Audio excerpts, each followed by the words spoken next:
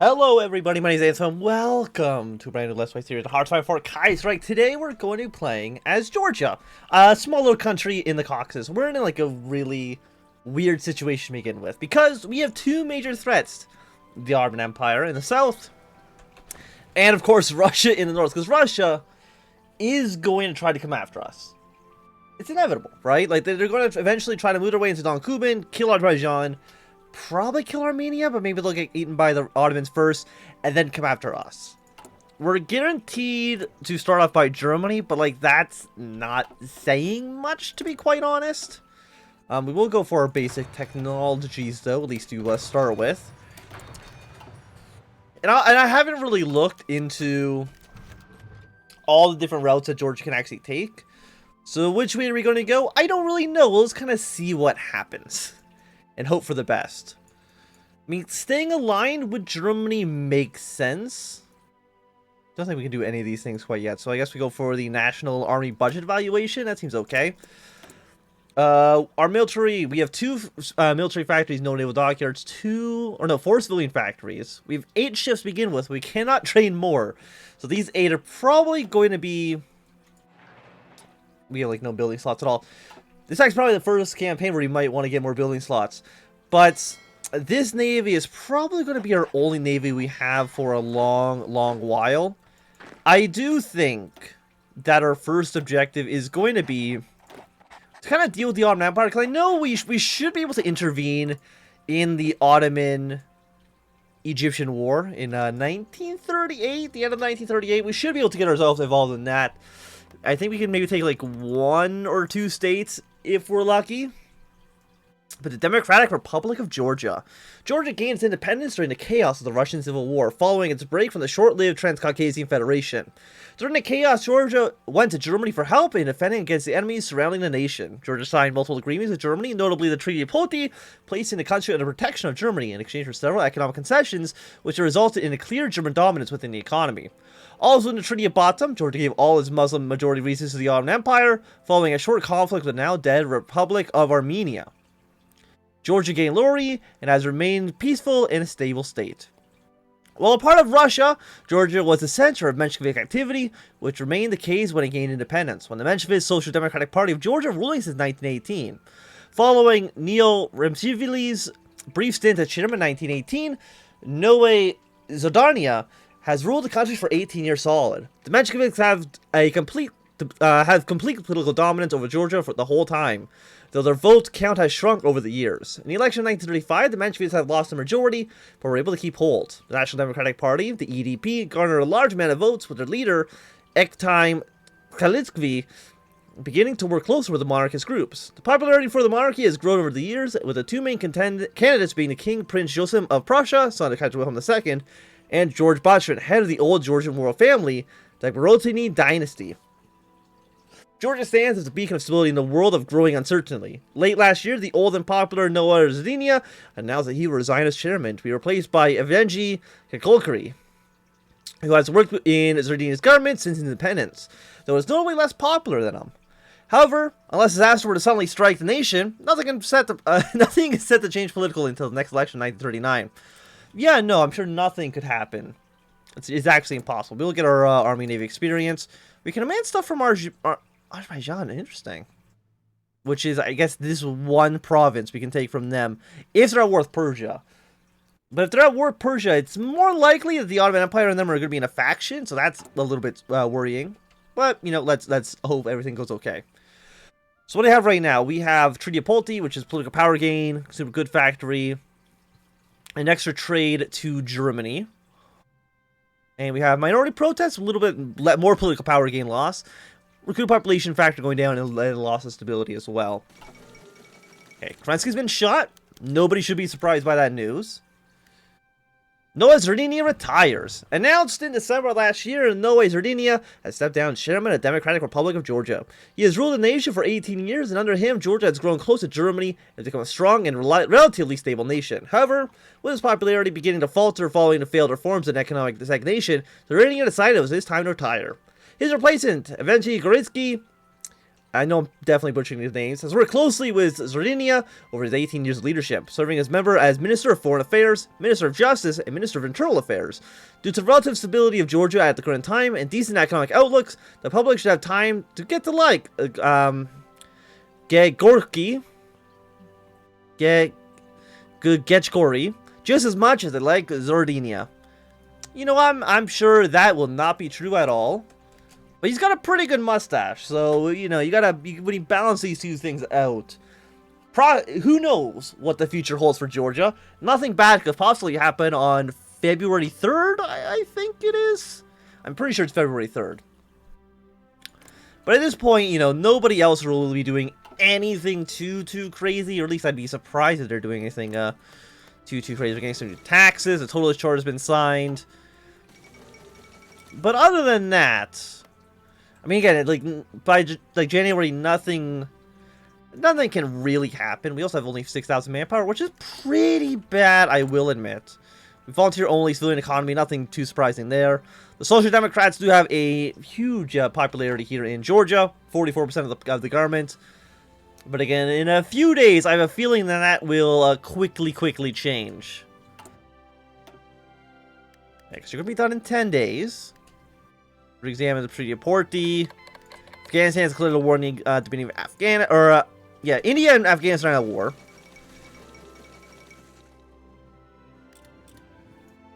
So you have a national election. Who will come out on top? I'm not too sure. I'm assuming we're probably going to have some choices there.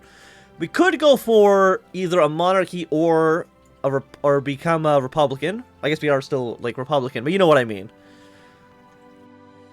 Social conservatives. Georgia gets some military and civilian factories. We lose a lot of stability by aligning ourselves with Germany. Because I don't think people of Georgia really like Germany that much. Or we can have a liberal or a left-wing coalition.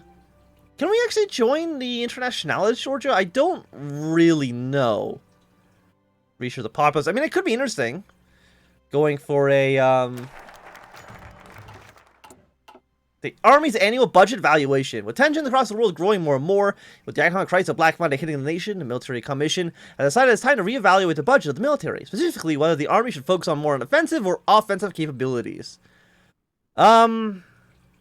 Fortifications, military industrial expansion, like, just that option, honestly, is making me want to go for more offense. Yeah, because that's one, yeah, that's a 1-for-1. That's actually really good. 25 political power is also not that expensive. Also, Black Monday has fired on you. We'll probably get hit by it sooner rather than later, I would imagine. Yeah, Black Monday has hit our nation. After the Berlin Stock Exchange crashed a few days ago, the effects have reached our country too. In a matter of a few hours, our economy was ruined, inflation is sky high, many businesses are going bankrupt, and thousands of workers are being fired from their job every day. The situation is getting worse and worse by the hour, with reports of food riots already flooding in. Doveli Gegorkri has only been chairman for a few weeks, his popularity has already plummeted, and the Constitutional Assembly is in chaos, with other parties already claiming the government is not doing enough. So Black Monday has now hit Georgia. Yeah, we can't do any of these things quite yet. All we can really do is deal with Black Monday. But I mean, it makes sense to align ourselves with Germany, because Germany's going to be a... I mean, actually, does it make sense to align ourselves with Germany? Because we align ourselves with Germany, right? We'll have their back against Russia when we inevitably go to war with them. On the other hand, if we fight against Germany, we're going to lose construction speed. I mean, it's only for 120 days. Like, it's not like that bad. But you know what? Let the Treaty of Porty is dead. We'll do our own thing and see how that goes. Food prices skyrocketing. Since many farmers have left the countryside and other farmers refuse to sell food cheaply, less food is available in the urban areas. And as such, prices are rising by the hour. A lot of men, women, and children can't buy food anymore because they earn too little. And as such, some resort to violent solutions. Shops that sell food are being raided almost every day, and police presence isn't enough to stop them. Many vendors have died, and others are too scared to continue with business and have closed their doors, making the situation even worse. Let's try to establish a food pricing commission. We're going to have negative 34 political power. But I'm sure that's not going to be too bad. Re-examine the Treaty of Porty. The Treaty of Porty was signed with Germany when Georgia was under direct threat from most of its neighbors. It wasn't internationally recognized. This is not how things stand anymore. Georgia has strong international recognition, and though tensions grow with our neighbors, some of the country argue that protection is not worth being stuck under the German fist. People specifically point to the fact that the treaty gives Germany great control over Georgia's infrastructure, and set up a company that has great control over Georgia's mining industry. Though it would be economically beneficial in the short term, it would alienate our great economic partner in Germany and set us on an anti-German path. Prince Jacquemin of Prussia recently announced that should Georgia spend the treaty and nationalize the company, he refused any request to be enthroned, saying that Georgia and Germany need each other. On the other hand, George Bagrin recently announced the opposite, that he would refuse to become monarch should Georgia stand by the treaty, claiming that Georgia has lived too long under the fist of Germany. Now is their only chance to stop this. The foreign policy implications of the decision are massive. By sticking to the treaty, we reform our loyalty to both Germany and by connection, their strong ally in the Ottoman Empire. However, if we were to end the treaty, it would allow us to act more aggressively and take back territory that nation claims, like Bottom, currently under control of the Ottomans. Bottom is somewhere. Are you Bottom? Yeah, it's right there. Yeah, the treaty is ended. Let's do our own thing. How'll this go? Hopefully okay. Air doctor. I mean, we don't really need to improve our military, at least not right now, because we still have a few years left to go. Again, until the Ottoman Egyptian War begins, we should more or less be okay. But what if Russia tries to puppet us? I don't know what happens at that point. Tiflis protests. Thousands of people have gathered in Tiflis this morning protesting against the leadership of Eventually Gagorki and the rough economic situation they are now in. While some call him a puppet to the Germans, others say that he's purposely working against them for personal gain. These protests have been led by multiple parties in Georgia, everywhere from Ektime to Litsky's EDP to the Tigali's SRs. Though wildly different, they all ask for the same thing: new elections. At the protest, Ektime Drizzly spoke to a large crowd about how the situation in Georgia has changed since last year, and the current government is unfit to fix it. And we have not commented on it quite yet. So we're losing more stability. We almost have back to neutral political power. So I mean, that's something, right? So what do you guys do? Research bonus for motorized. Motorized get a little bit better. Just a flat 10% attack is like really good, right? Like, I'm not out of my mind. Like, that just seems very strong. Establish an Agricultural Goods Commission. Today, the Parliament has accepted a proposal to create a food pricing commission to keep prices under control and provide food for all. Although farmers are going to be happy with this, it will prevent a small famine.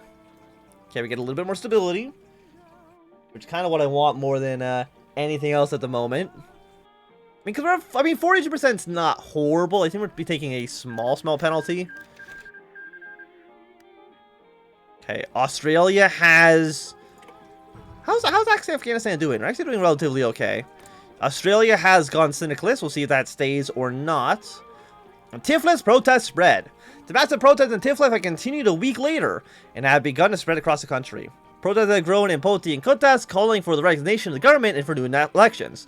Worse still, George Bertrand has joined protests in Tiflis, calling for the end of socialism in Georgia. Evgeny Goritsky tried to hold a speech outside the Constitutional Assembly earlier today, but protesters stopped this from happening, making Gregory look weaker still. Okay, but the Treaty of Poti is dead. Syndicalists have taken over Australasia. 90 political power, civilian factory. Yeah, let's start by recovering from Black Monday.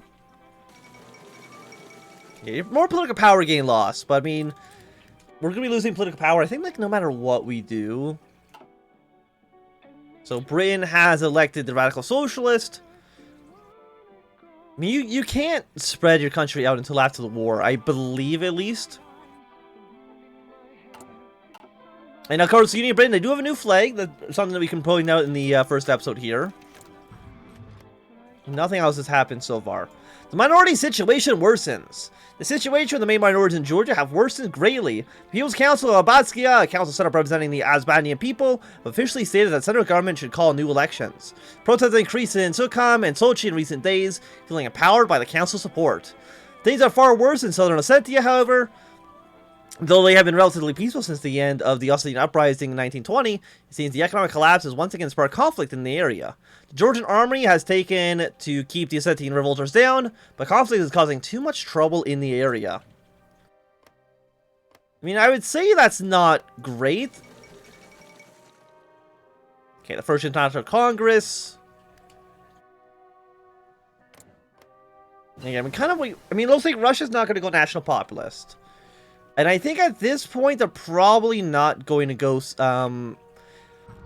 syndicalist either and have a civil war. Let's go for more research speed.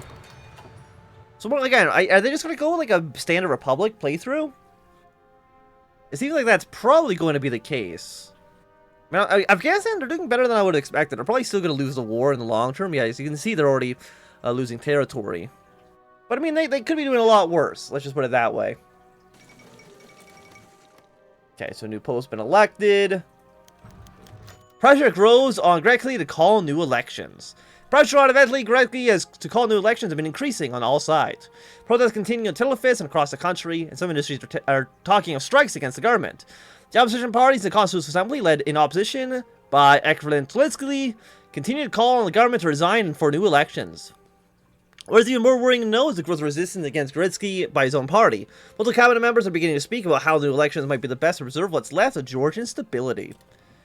Of course, we're going to just stay in negative political power forever. We don't need political power. It's garbage. Also, what are we actually building? We're building rifles and total artillery. We are missing infantry equipment, and of course, we produce no natural resources whatsoever. But I only have one civilian factory. I would like to trade that away for some steel, but I don't know if trading away our only factory right now is for the best. Okay, so we've called for new elections. Following a mass uproar throughout the nation against the current government, Chairman Grecki has reluctantly decided to call for new national elections in 4 months' time. Though it is clear the SSDP is unlikely to achieve a majority, even if it wins at all, the country could not go on without one. So right now, we still have 30. I mean, we're still the biggest party. Conservatives do have a pretty decent amount as well. Yeah, and now the Australia joined the Entente. Basically, what I kind of expect that to be the case. 3 naval bases and some coastal forts is a little bit strange, but let's go for the one factory. Protests end and campaign begins. With the calling of new elections, the protests at Tiflis and across the country have almost disappeared, with only a few stragglers left slowly petering out. Construction projects to repair the damage caused by protests have already begun, as have the campaigns of the political parties. Minority parties, the SSPRP and the SR, and the MMEP, are not likely to achieve anywhere close to a majority, and instead potentially options for coalition and a possible minority government. The key parties campaigning are the SSDP and the EDP. Grecki and the SSDP are running on the continuation of the current system and government, talking about the success that Georgia has achieved in the past 18 years. The EDP, on the other hand, have campaigned on the failures of the current government, primarily the failures of the government to quickly deal with the Black Monday crisis. The EDP are also picking up the votes with monarchists, as eventually Grecki promised that if the EDP win the election, they'll hold a referendum on the monarchy. Okay, so we actually have political power again. Let's immediately go for this. Motorization kind of is not really what we want. Yeah, so we can attack the Ottoman Empire if you go to war with Egypt. I mean, it's an interesting proposition for sure. George Bastrin announced his support for the EDP. Recently, the popular monarchical candidate, George Bastrin, has announced his support for Grecki's EDP. In a statement, he claimed that the socialism Georgia has been ruled under has led to constant chaos we have seen in the past few months, and a proper monarchist, conservative, nationalist government should be established for Georgia to survive. So get a little bit more conservative support for there. It is interesting how they actually have a bunch of descriptions for parties. Isn't this like a new thing that Kaiserreich's been doing? Just adding in a description for all the parties, which I think is a nice little touch, for sure. Go for a concentrated industry. I wonder if we have like a white peace event for the Ottoman Empire, because what we need to do to win a war versus what I think Egypt needs to do the war, I think are very different. Also, I'm guessing this is just a white peace. Yeah, nothing too crazy there. Yeah, and you are now national populist. You're also fighting over here. Who's going to come out on top? I mean, the Najin and Clique are not doing too bad. Just double productions on rifles. Honestly, -8 steel I think means we need to at least trade 1 away. We'll establish some trade relations with Russia, even though I don't know how long that'll necessarily last.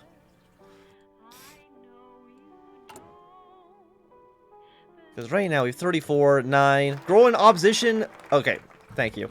Growth in opposing left-wing parties. While the SSDP is still struggling to gain its popularity back, the other left-wing political parties have begun taking more and more SSDP voters with them.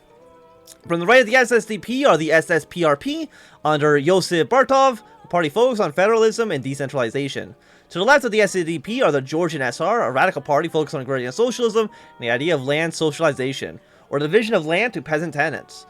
Though neither party will come close to forming a government, the growing popularity along with the SSDP's weakness means that all but assured the SSDP will need to form a coalition with one of these parties.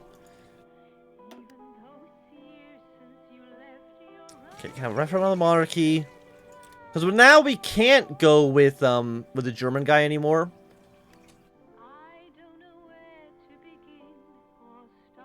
I mean, it could be interesting. I'm assuming it's going to give us like the what's the flag with like the cross and like the little 4 little symbols.